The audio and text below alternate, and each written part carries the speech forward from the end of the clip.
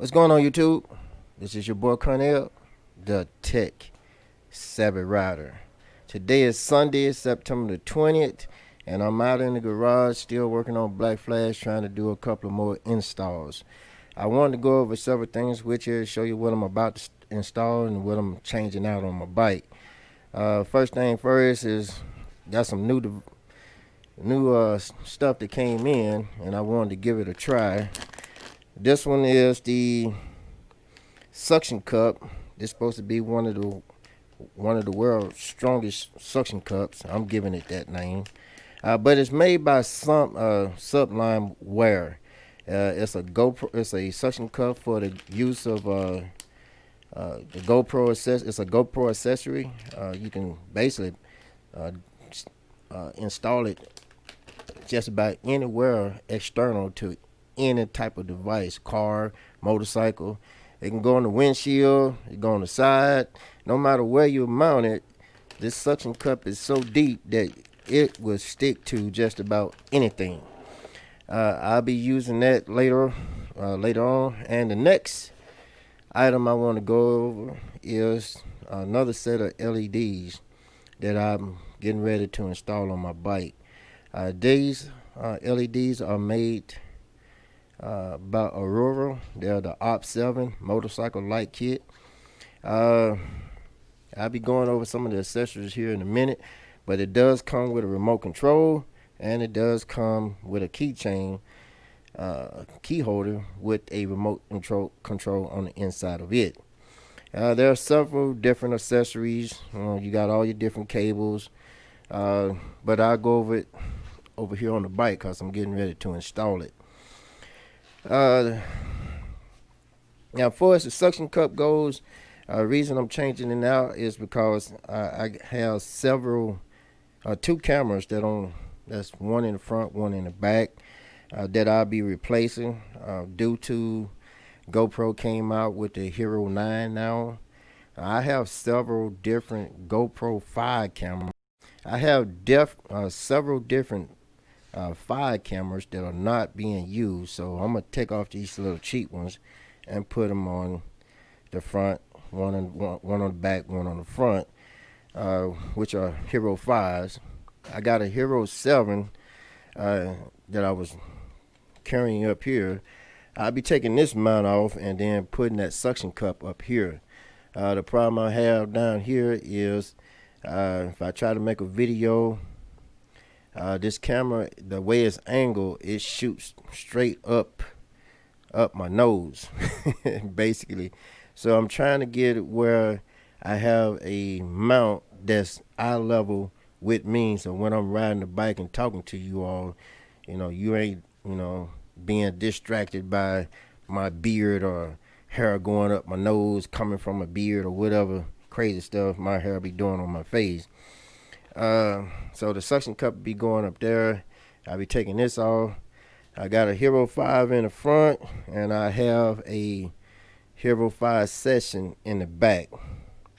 And the Hero 7 would be on the windshield. On my helmet would be the GoPro 8. Right now, it's a good time to buy the GoPro 8. It's going basically at half price, $300-400. You can probably now get it for around $200-225, which is not bad. When I got mine, I think that's how much I paid for mine. Now that the Hero 9 is out, it's selling for almost $500. And me, I don't buy products when they first come out for the simple fact they are just, expensive. I don't have no problem with the money, but it's just by me waiting a couple of weeks and I can get it almost at half price. Hey, people with money have money because they make the right decisions. And that's what I'm all about. All right, now what I wanted to go over with you about the OP7, the lights made by Aurora. Here's what the lights look like. I'm pointing them at the ground and see if I can show it to you. What I'm doing now is I want to have a set of lights that are actually can be used as a underglow on the bike. The problem I have with my bike when I'm riding it at night is I want to be seen, but my bike causes a scene. So I'm distracting people at night when I'm trying to ride my motorcycle. They're being distracted by my motorcycle and they're no longer paying attention to what they're driving or what they're doing. And now they're all eyes is on me. And most likely, if your head is turning in a direction, that's the same direction that you will be driving in with your vehicle. And so it tends to scare me. So what I want to do now is add an additional set of lights, which would be underglow lights. So when I'm riding at night, if I really don't want to show off my bike, I just want to be seen, then the underneath my bike would be highlighted to give me that visibility that I want. But yet it's not distracting other drivers as well. So I have a set going up under here.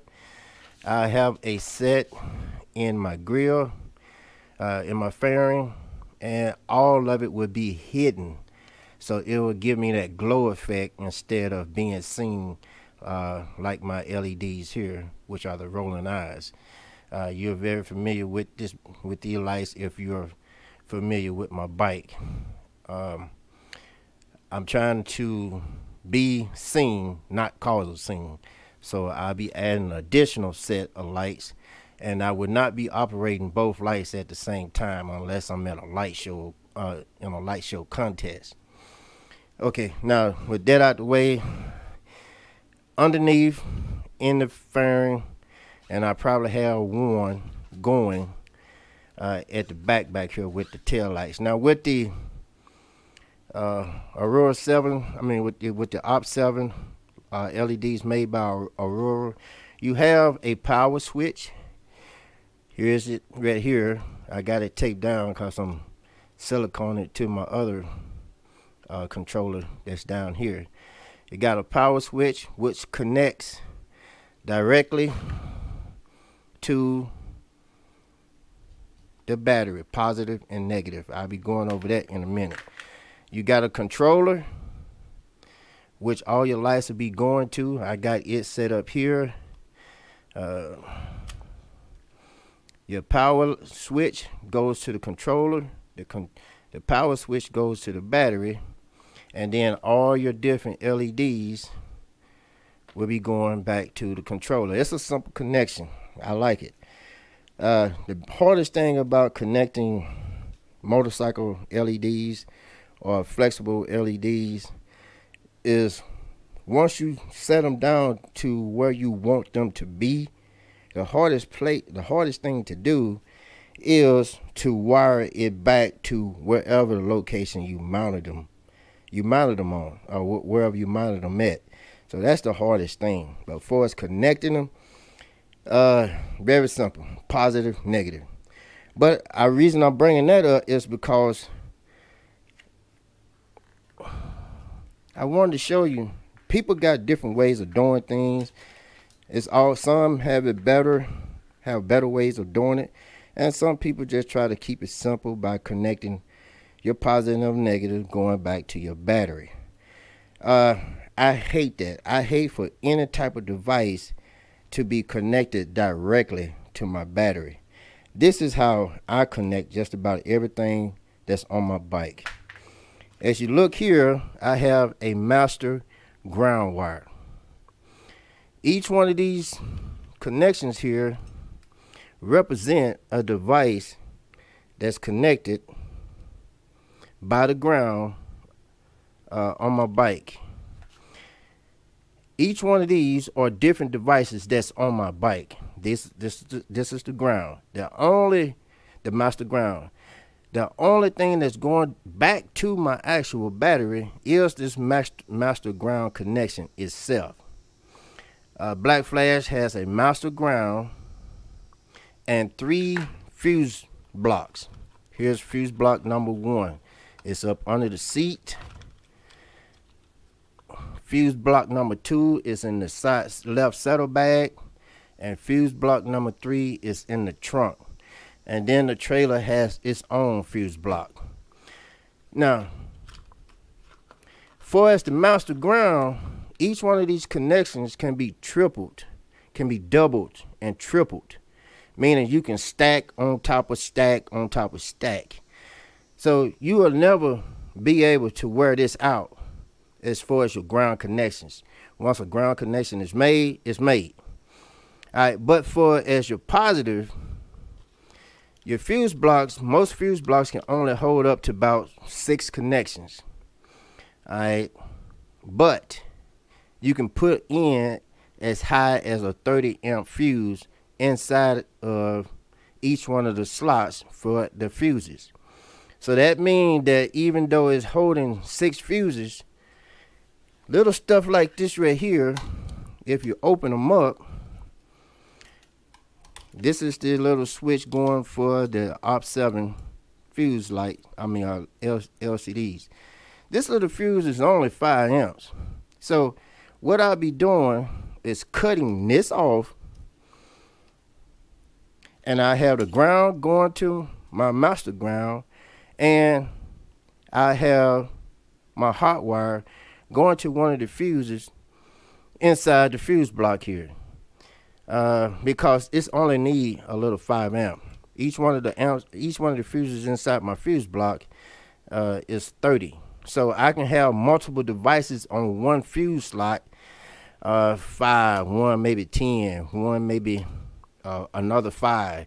As long as it's adding up or don't exceed the number of amps of the fuse, each one of the devices, so I can have 6 different 5 amp connections like this going to one slice or one area in my fuse block.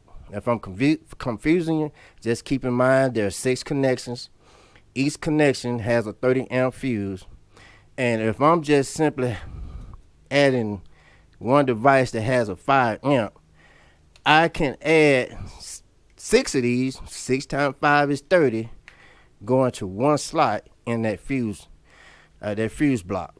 As long as I'm not exceeding the fuse amperage of what's in that fuse block, you will be okay. All right, enough about that. So what I'm gonna do now is basically,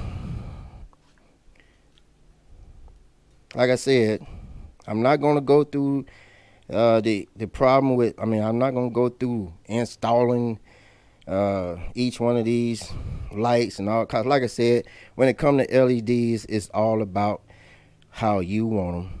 I might be showing them how I did them this way. You might want to do it another way.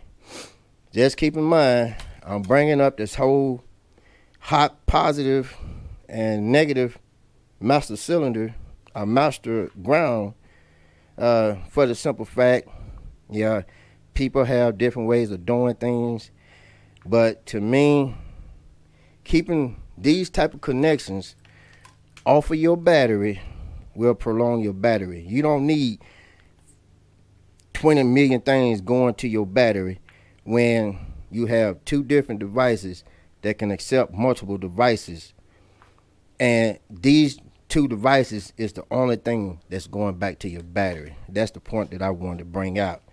Other than that, from this point, I'm gonna go ahead and hook this up, and I might demonstrate a little light show tonight for just the OP7 lights made by Aurora. Like I said, I'll be using them as an underground kit, underglow kit on my bike, and I'll let y'all see the results. Other than that, hey, that's my spiel for the day. I hope my lesson on the wiring on how I do it made sense to you. If it didn't make sense to you, I'm being honest with you, you probably should not be trying to do it, because I kept it as simple as possible. Other than that, hey, that's my spiel for the day. Y'all have a good one. GoPro, stop recording.